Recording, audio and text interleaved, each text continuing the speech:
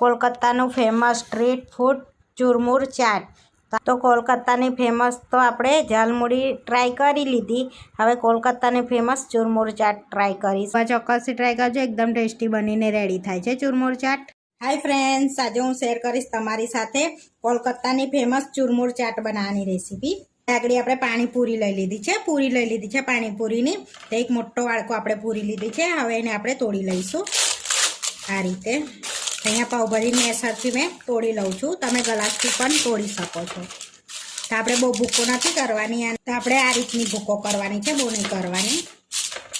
જોઈ શકો છો આ રીતની. મોટી હોય ને તો સારી લાગશે ખાવામાં. હવે એની અંદર એડ કરીશું ઝીણી કટ કરેલી ડુંગળી. તો અહીંયા મેં 2 ડુંગળી લીધી છે, એને એડ કરી દઈશું આપણે. અહીંયા ઝીણા કટ કરેલા મરચાં એડ કરીશું, તમે તમારા ટેસ્ટ પ્રમાણે એડ કરીશું. અહીંયા આગળ શેકેલા જીરાનો પાવડર એડ કરીશું 1 ચમચી જેવો. અહીંયા આગળ સંચર એડ કરીશું 1 ટેબલ સ્પૂન જેટલું. 1 ટેબલ સ્પૂન જેટલું મીઠું એડ કરી દઈશું.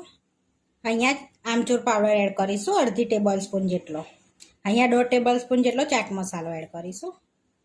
અહીંયા આગળ બાફેલા ચણા એડ કરીશું 1 મોટો વાડકો બાઉલ. અહીંયા આપણે કેરીની ચટણી એડ કરીએ છીએ 1 ટેબલ સ્પૂન જેટલી. તમારે ના એડ કરવી હોય તો સ્કીપ કરી લેજો. અહીંયા ખજૂર આમલીની ચટણી એડ કરીશું 2 થી 3 ટેબલ સ્પૂન જેટલી. તો આગળ આપણે બાફેલા બટાકા લઈ લીધા છે, એને હાથથી તોડીને આ રીતે એડ કરી દેવાના છે. તો 2 બટાકા મેં એડ કરું છું અહીંયા. હવે એડ કરીશું ઝીણી સેવ. અહીંયા ચીલી ફ્લેક્સ એડ કરીશું 1.5 ટેબલ સ્પૂન જેટલું. તમારે ચીલી ફ્લેક્સ ના એડ કરવા હોય તો વાટેલા સૂકા મરચાં એડ કરી દેવાના. 1 વાડકી ધાણા એડ કરીશું. હવે આપણે 1 લીંબુ નીતારીશું અંદર. અહીંયા કલર માટે આપણે કાશ્મીરી લાલ મરચું એડ કરીશું 1 ટેબલ સ્પૂન જેટલું. હવે બધું અંદર એડ કરી દીધું છે, તો હાથેથી આપણે સરસ એવું બધું મિક્સ કરી દેવાનું છે, જેથી કલર પણ સરસ આવશે એમાં. આ રીતે. તો આ ચુરમુર ચાટ એકલા પાણીપુરીમાં જ બનીને રેડી થાય છે. આપણે એની અંદર મમરા નાખવાની જરૂર નથી. તો સરસ એવી આપણે ચુરમુર ચાટ બનીને રેડી થઈ ગઈ છે, જોઈ શકો છો. હવે આપણે સર્વ કરી લઈશું એને.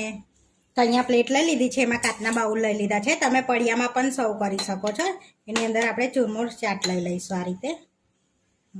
હવે આપણે ઉપરથી થોડી ઝીણી સેવ એડ કરીશું આ રીતે. 2 પૂરીનો ભૂક્કો એડ કરી દઈશું. તમારી પાસે પાપડી ચાટ હોય એ પણ તમે એડ કરી શકો છો. તો આગળ આપણે ચુરમુર ચાટ બનીને રેડી થઈ ગઈ છે. આવા વિડીયો જોવા માટે મારી ચેનલને સબસ્ક્રાઈબ કરો, લાઇક કરો અને શેર કરો. અને તમે જરૂરથી ટ્રાય કરો. ફરી મળીશું નવા વિડીયોમાં. અને કોમેન્ટ કરીને જરૂરથી જણાવજો કે તમને આ મારી રેસીપી કેવી લાગી.